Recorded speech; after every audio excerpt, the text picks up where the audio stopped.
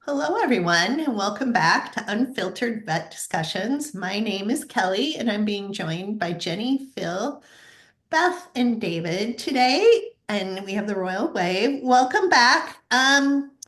As many of you know, maybe some of you don't, we all get on a Zoom and then we all start saying, what are we going to talk about today? What is relevant today? What is relevant for the people in the room? We don't have a lot of like planning period, I would say. But that is part of the unfiltered part. Like it's just unfiltered, it's what comes out of our mouths. And we also don't edit these transcripts or these videos or these recordings in any way. So with that being said, we all decided that we would like to talk about culture and culture in a business because every business, after you have more than one person, develops its own culture. And it's the culture that works for the business. It may be toxic, it may be healthy, but it's still there, and how it's maintained, whether it's actively maintained or if it kind of is on the organic, just fly by the seats of your pants, it's still being created. So we have five different people today on Unfiltered Vet Discussions who live and breathe five different cultures in our own different businesses. So we are going to bring that up and just say, how important culture is and how it shapes and defines our everyday living experience for work, which then also translates into work-life balance. So with that being said, who wants to kick us off from here? Phil, you looked like you were really deep into thought at the beginning of this, so I feel like you should start. I agree. So what if I could, why don't I go after you guys go? Because Okay, fine. I think hopefully I may be able to kind of Put the tie some of the umbrella up that we can experiences all and the get things under. that you describe into the science and that. Okay. Yeah. All right. Beth. All right, well, then I can start. Okay. This is my jam. This is what I absolutely love. This is what I talk about when I go and speak at conferences. I love culture and I love making it intentional. I think, we said that if there's more than one person, there's a culture. And if you're not working on it, it is going to work against you because it's going to form one way or another. And so how I have gone about it, my husband and I, when we started the business, and it was literally just the two of us and my parents working for free, and a technician who, lived with us because we couldn't afford to pay her. we, at that point, I don't know that I put a lot of thought into culture. It was just like, get up, get running, get moving, get the software up, get the kennels, it was really just get people in the door. And then as we hired more and more people, I started all of the different personalities were coming in, and I realized that we really needed to sit down and talk about it. So over the past 18 years, we really have done a lot of work. Most recently, in the last few years, I said, okay, I know what Simon and I want for a culture. What do you guys want for a culture? Like, what matters to you? And we spent 9 months hashing out four culture points that they picked, defining them, giving examples of them. What does this mean? Then we went through values, because again, I know what Simon and I value. We value fun, we value family. The team chose different than what he and I would have chose. So we literally, I'm playing some like Enya spa music while everybody's making notes from this list about what they want their values to be and what does that mean. And then we sit down and have meetings like, okay, you guys picked trust. So what are the actions that you are going to take to build trust with the team, with the clients, with the patients? How does that build into our culture? I mean, it's a lot of work. It's work. I And was just thinking that too. That's a lot of investment. it is, but it's an investment in my team. Mm. It's an investment in my business. I believe that we have buy-in. I mean, I have a plaque downstairs that's full of, I think we now are up to 12 team members out of our 25 that have been here over 10 years. So, I mean, the retention is there. And the other piece of it that I take seriously is asking them what they need. Um, you know, we had, so I put a daycare in at my practice. Now I am able to do this because I own my land. My house is connected to the practice. And we were able to just add on to the back. We built a separate building, but it's still connected so they can literally with every day the kids parade through, go back to the daycare, and then at the end of the night they come through and they know that Dr. George's desk drawer has candy in it for them at the end of the day. And so because our kids grew up in the practice, we hired a lot of very young team members who then we went to all their weddings. So the next obvious step is for them to have children. So when I was talking to them about what they needed, a lot of it at that time was, I want to get pregnant, but I want to keep working. I'm a mom. I love my kids, but I really, really love my job. And so I wanted to work the whole time that I was having babies. And so I had my parents, they were right here. I'd literally be working. They'd bring them over so they could breastfeed and then they'd go away and take my children with them. I mean, it was like in-house, in-work nannies, but I know that that's not an option for everybody. So we built a daycare and I have team members now that literally I pay to watch my other team members' children, and it works out great. And it allows those people to continue to work. It allows me not to have to hire people because they can't afford daycare, so they have to stay home. But it really was what they wanted, not what I wanted. What I want is for everybody to just shut up and do their job, right? Like let's get it done and let's be efficient and let's not do the drama. But what they need is certain things. They need healthy snacks. They need a daycare. They need time off that's paid when they need it. So that's my soapbox. So Jenny, is your Yes, ma'am. daycare only open to employees or is it Yes, open to outside families? No, Internally. I am not getting involved in that. So we are we are a licensed exempt daycare in the state of New Hampshire. The ruling was because the parents are on site, we can have a daycare because if there's an emergency, like they're right here. So because of that, we're not technically licensed. So the way that it's kind of like, okay, during church, your children might go to Sunday school while you're in worship. You can have 25 kids go to Sunday school with 2 teachers. Whereas in a daycare setting, you might only be able to have 4 or 8 children per teacher. The laws are a little bit different because mom and dad are right there, right? So we are an actual licensed exempt facility that is only open to our team members. And the employees, the teachers are paid by me. So Deerfield Veterinary, they're team members of Deerfield Veterinary Clinic. So they're not paid by an outside source. I worked with my friend who runs a daycare to help figure all this stuff out. So she interviewed the people. I'm like, listen, I don't need to know rules about children. I know rules about, controlled substances. I know rules about radiology. I know rules about workplace safety. I don't need to know about children. So I had a friend who I know, and I've had multiple people that I've worked with who have run a daycare. And I said, tell me, like, how much space do we need? What do we need for nap rooms? What do we need for a kitchen? All of that kind of stuff. So they helped design it. My friend helped hire it, and she is one of the teachers. And they put the program together. And I really am very hands off about it because I have this friend who works for me and runs it. But I wouldn't want it that would have been awful. I would have been like, put them in a kennel. It's fine. So I was going to say, are they kept in crates? no, they're not. My children were. Crate them. Very frequently, I'm like, here's a little dog dish with some Skittles in it. You stay there. It'll be fine. Yeah, it's fine. But yeah, so that was how we went about doing the daycare thing. And I know that there are some states that would never fly. I'm blessed to live in New Hampshire and be able to do that the way that we are doing it. But yes, it is only for team members.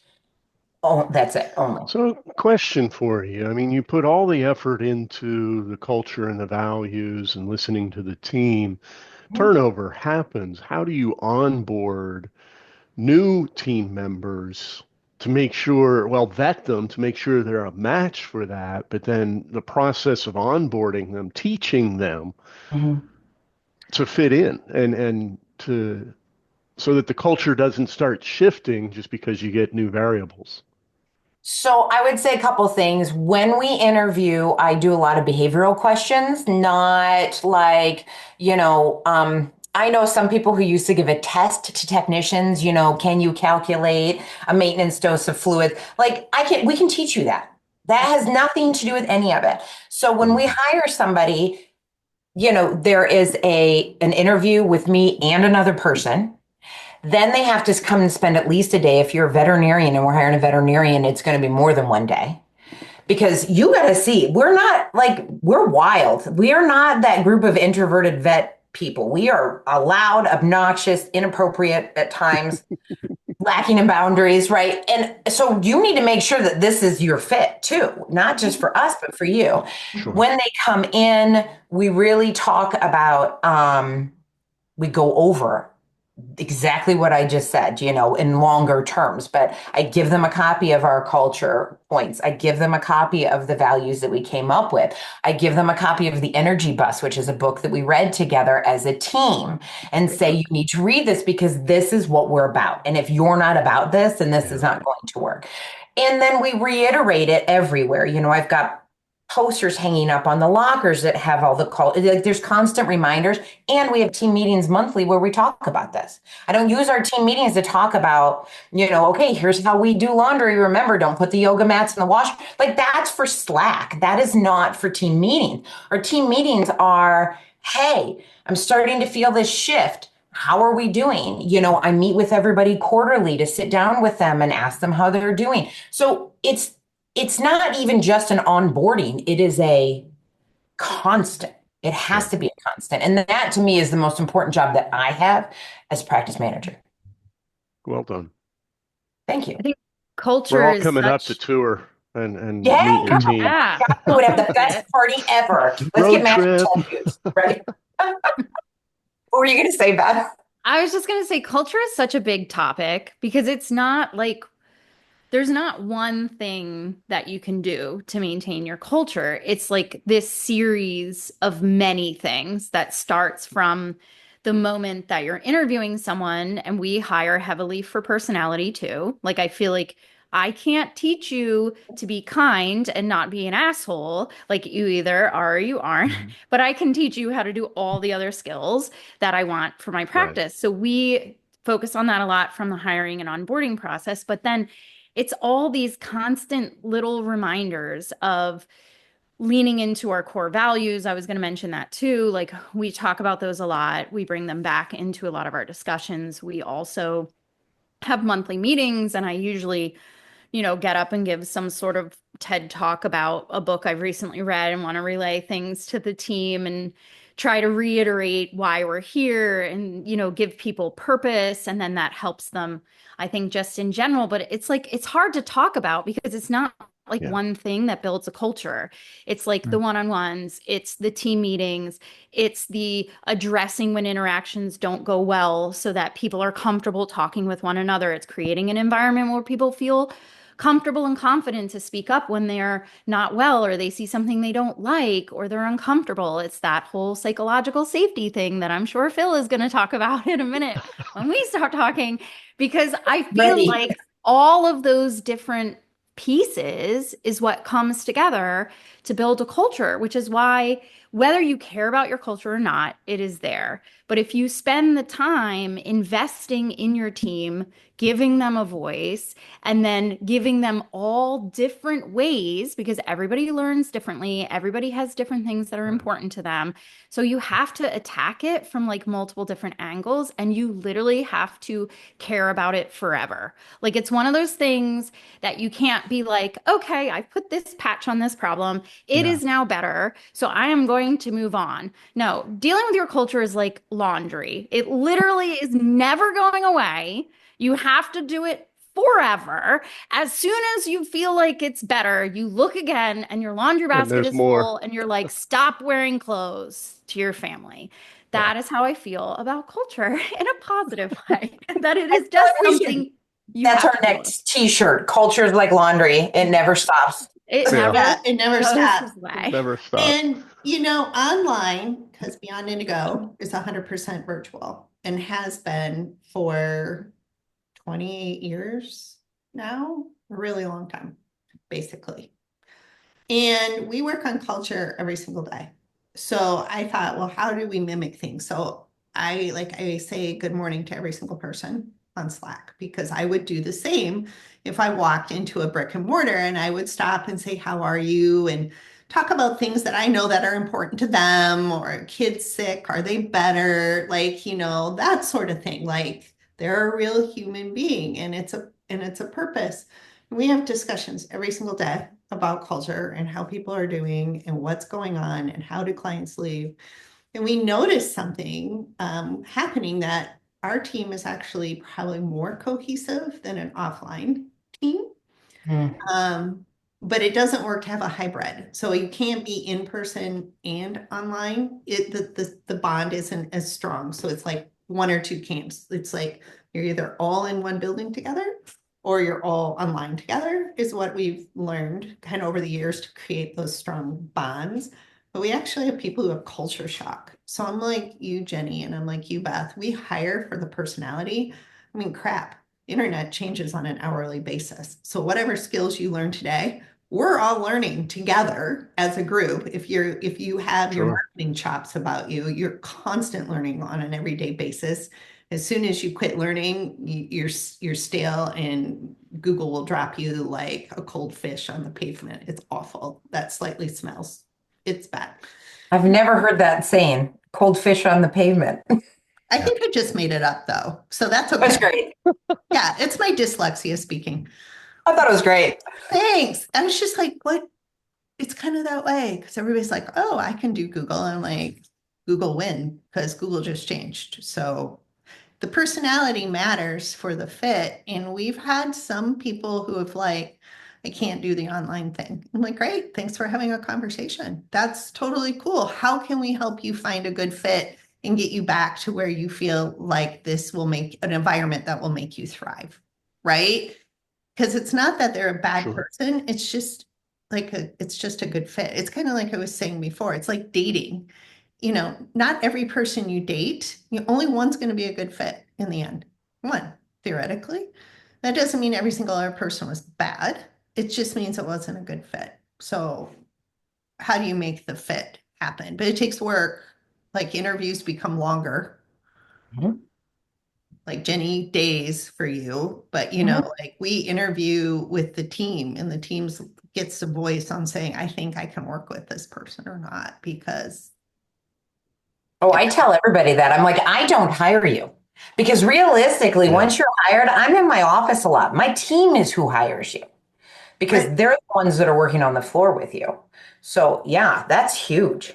Yeah, it's the same here. I'm not working with you elbow deep on it, trying to figure out what Google's done lately problem.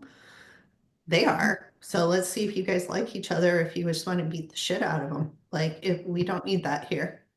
I mean, some people don't get along, and that's okay. I think people think it's not okay, but it's okay if you don't get along. That just means you don't fit here, and you just need to find a better fit. That's all that means. It doesn't mean you're a horrible person.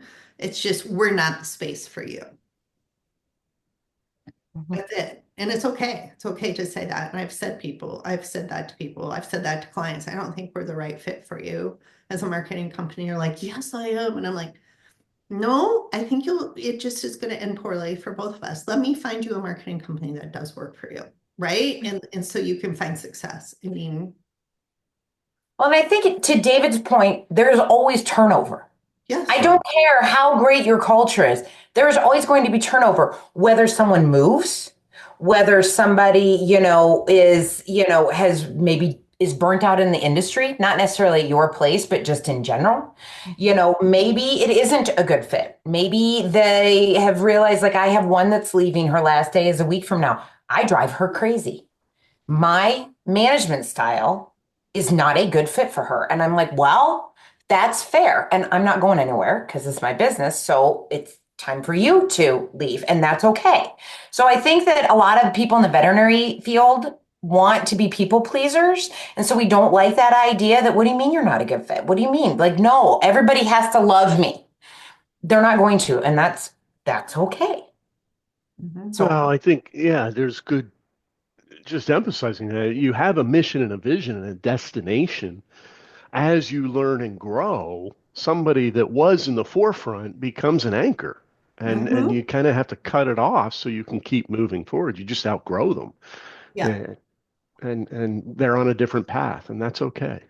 And different growth, David, you probably see this with people work with numbers and things, but you're right. Like people also work, it's not only a good fit for the people, but it's the size of company. So if you're really great at a Mm, three-person team and you're a rock star at that, now you're a 10-person team and it's seven people too many, yeah, sure.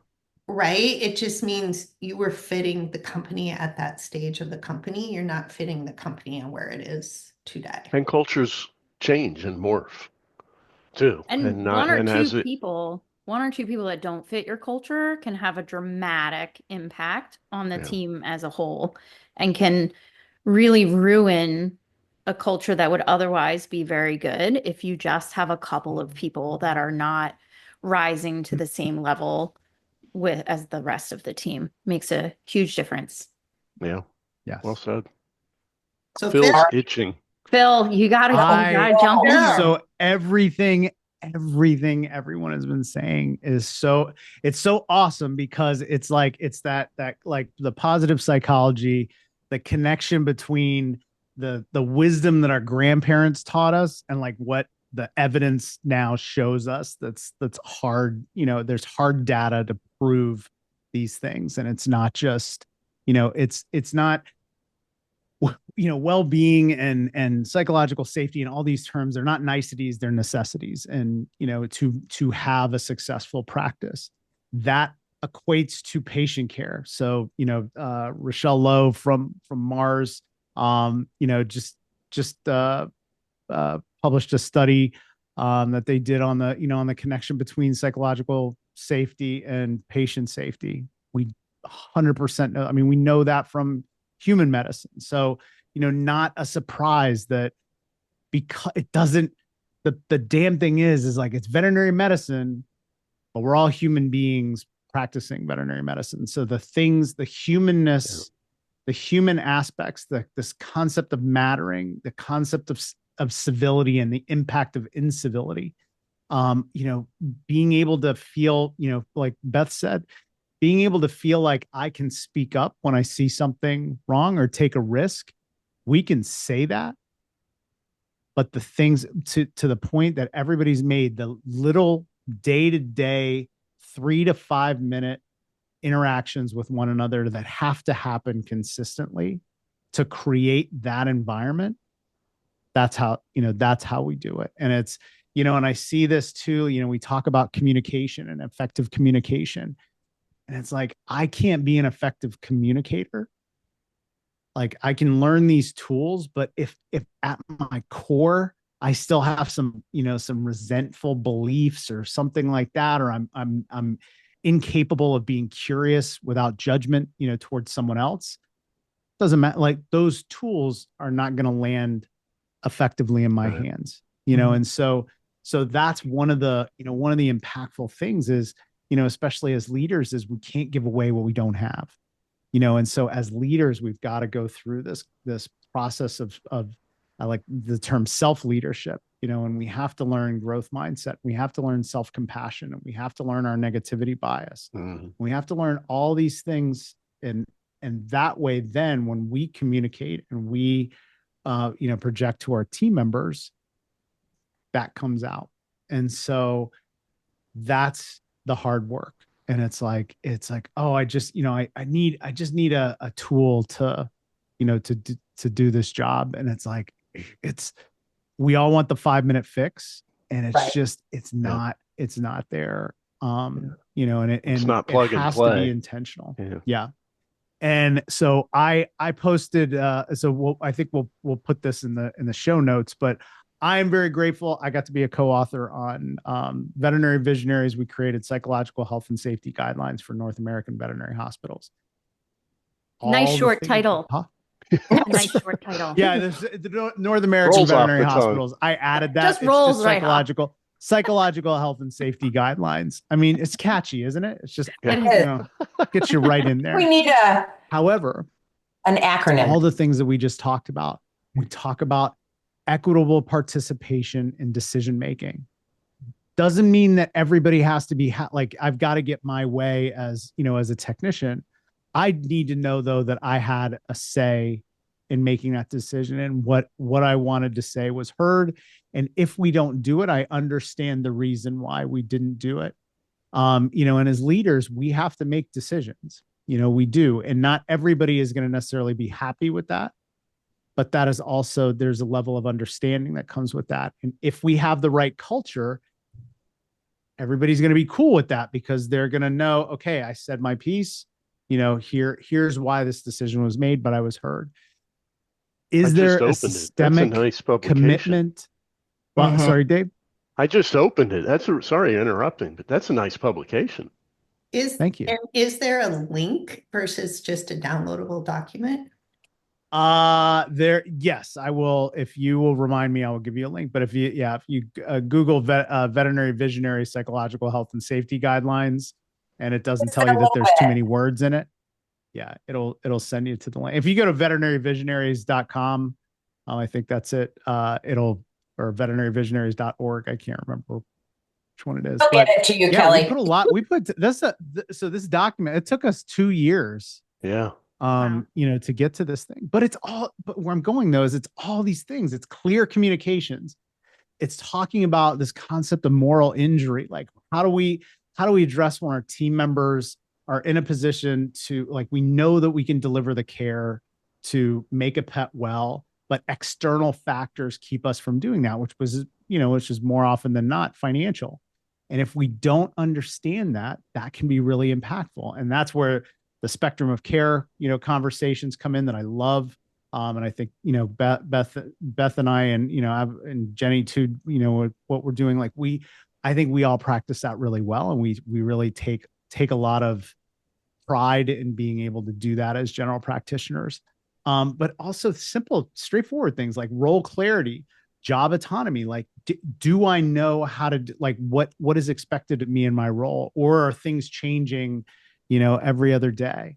The big one. I have to tell this story. I had a boss once who used to change what we did, protocols, every week. So I got myself a little calendar and I would write on it, this week he says to do this. Then the next week I would write down, he told me to do this. Then the next week he'd come back and I'd be like, okay, well, on this day you told me to do this. And on this, and he would get so mad at me because but I'm like, you can't keep changing the rules that I'm playing by. Bingo. And what does that do? That is a huge driver for burnout. So these things that we're talking about are also these things that are called psychosocial factors. They're the things that impact our brains when we go into the clinic. And I like to call it OSHA for our brains, is that there are things that cause damage, but it's not radiation, it's not, exposure to chemotherapeutic drugs. It's not, dog bites in the clinic, but still just as impactful. I mean, because the number one reason for extended, absence for illness is due to mental health. Mm-hmm. Like depression and anxiety are the number one factors for extended leave. But recognition and reward and opportunities for growth and advancement. Now, in a veterinary hospital, there's only like 4 roles in in most hospitals. I mean, like in a regular hospital. So how do we then be able to give the opportunities to grow and maybe start a new service, or maybe that person gets to be in charge of, they have an interest in behavior. Do we then open up an avenue to say, okay, we're going to invest some time and money and effort, into creating that opportunity for you? And to Jenny's point, what I'd also like to say is, because we hire the way we do, we're going to lose people. Mm-hmm. Because we're hiring people that see the big picture. We hire people that are leaders, who are going to be there. And the beautiful thing is, it's a ripple effect. Like, we get to then give them what we had and send them out into the world. And then they know what that experience is like in a great workplace, and they get to take that to wherever they go. Yeah, it's little seeds. It's like flower seeds, yeah, right? Yeah. And then I've Yep. seen that here because we've been in existence for 28 years. So we've had some Yeah. opportunity to see that. And the growth people have made and where they have gone, I could have never given Hmm. them. They're No, and you're too proud of heavy. them. You're so proud Yeah. of them, right? So Like your proud of babies them. are growing Yeah. up. I Yeah. know, and I'm so And proud of them. And it's so fun, but it's like you said, Phil, I'm such since I'm a gardener, I picture it as like little seeds, like little yeah. seeds going out on the wind and then they land and then they grow these Yeah. magnificent, beautiful wings and they do these amazing things Yep. in life. So I And am then, high-fiving you, goodness, on that yep. one. Yeah. And then we lose. And what's the only reason that we would want to, we want to grab on and hold them is fear, Mhm. is fear that what are we going to do if they leave? Yeah. And that's for the good ones and the challenging ones is, oh, damn it. Like like if I fight, like this person's, this person's a hell of a producer, but what happens, they're just, I'm losing other people, Mhm. because of them. Yeah. And that's that And whole, that's the challenge. And every one of us has gone through that. well, so many And I'm practices going to say struggle. yeah, it's a struggle and full vulnerability and transparency early in the clinic that I'm at now. Like I had that sort of going through. I'm like, well, I'm crushed. Like I'm the number one producer in all three hospitals. Like you're not gonna like if I'm telling you to do something, you're gonna do it. Then nobody's gonna do it. Like I'm pretty, I'm 20 grand or 200,000 above everybody else. And that attitude, that's why I'm saying is like our number one producers oftentimes they're producers that way because they're not necessarily team players. And I had to take a hard look at my young veterinarian self, when I did that. And I saw that was, I was doing that, as I was like, well, that was my rationalization for my behavior as well. Look at my numbers. Mm. Like, what are you going to do? And realizing then, I crushed those numbers, I change that person, crush those numbers and, change my attitude and things are significant. Everybody, we all love working together. It's much better. And I apologize, and I've tried to, some of the folks that, I worked with that, we had some challenging times and that's all we can do is learn and try to get better. But that's the thing is if I'm not coachable, if I think I'm right and I'm not, like those are, that's it is like what's guideline 10 and guideline 11. Oh, just self plug there, civility and respect and social support and workplace relationships.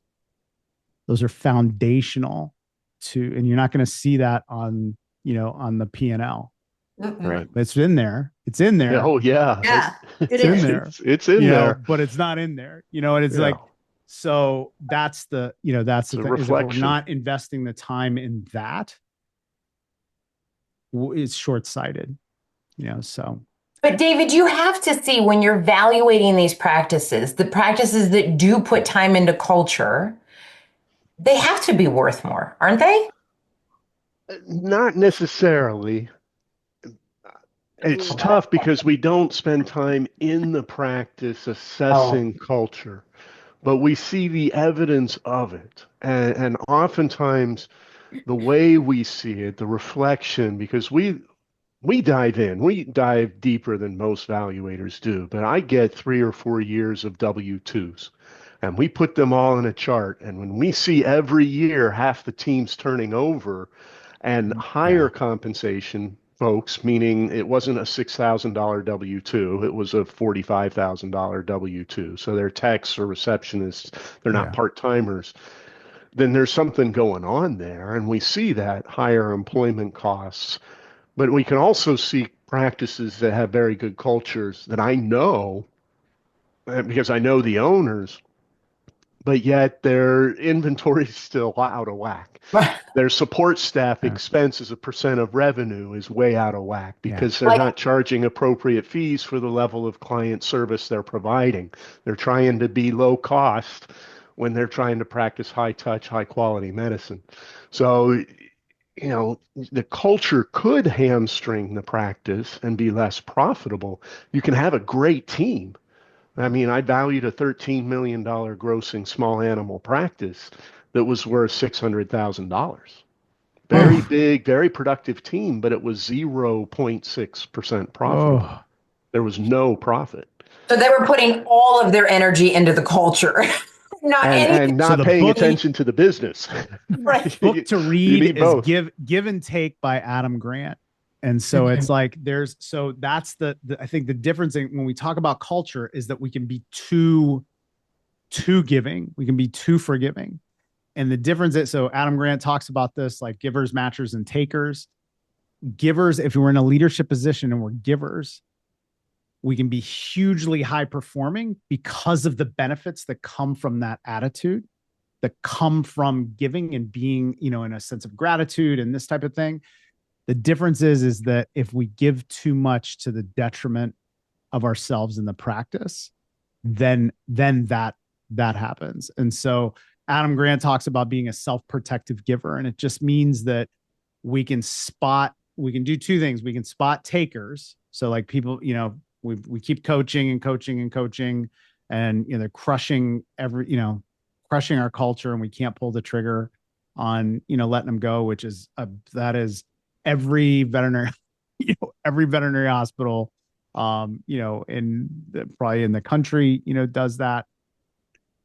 But it's the difference in the success of giving is can I spot the takers, and how much do I give? Like, can I still get the benefit of giving and supporting, but not to the detriment of myself, and in this case also the practice. And it's finding that balance, and that's tough. I mean, I it's mean, it's a challenging. parallel on that Yeah. statistically Yeah. is so many consultants out there like to talk about, oh, the doctor to staff ratio. That is the worst KPI out there, in my opinion, because it's not the ratio you have or hit this target mythical number. Yeah. It's what you do with the Right. employees that Right. you have. Yeah. And so I hate that statistic. I don't hate it. I really just don't like it. But I think it's like your culture. You can have this great culture, but it's what you do with it. Does it enable you to practice more medicine with an Mm-hmm. empowered team that can make good Yeah. decisions and not have to run up to the chief for permission? That collaborative leadership, a culture with collaborative leadership, distributive, whatever you want, that practices really good medicine, they're going to hit it out of the park. But there's a lot of ways on that path that you can trip. And because there's a lot of moving parts to it, as you've all mentioned. That's what And I I'm was going to gonna have to jump say. off to get ready for my next call.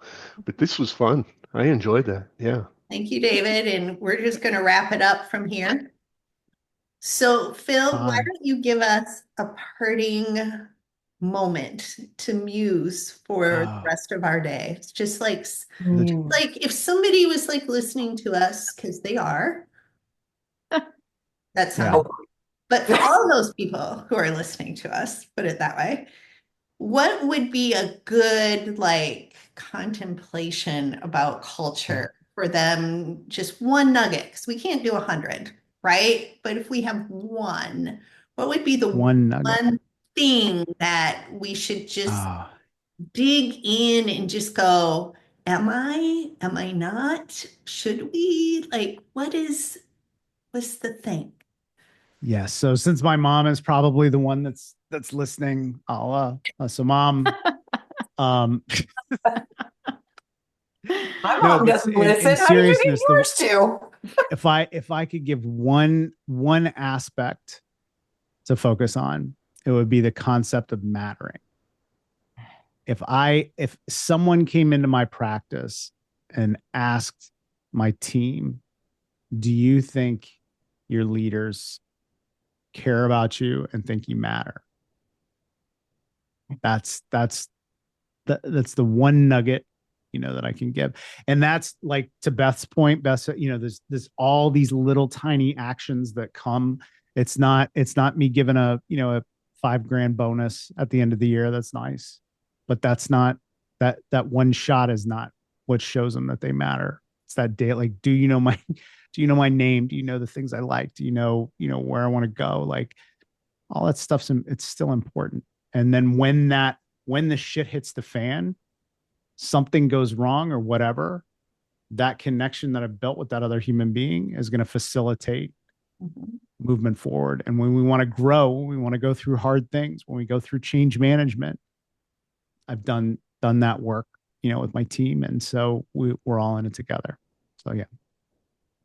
And with that, we'll wish you all adieu.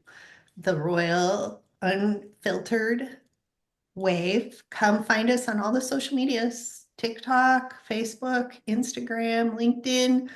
And you know what? We're also on podcasts. So Spotify, Google. Oh my goodness, you got hearts. Oh my goodness. Does that happen all the time?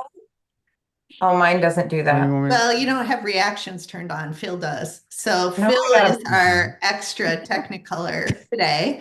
Extra. Come find, listen, follow, I've never and heard that like before. us. Sure, you've never been described as extra. Never been described as extra. Oh my goodness. You guys are the best. There we go. Jenny's got it. All righty, everybody. We will catch you next time.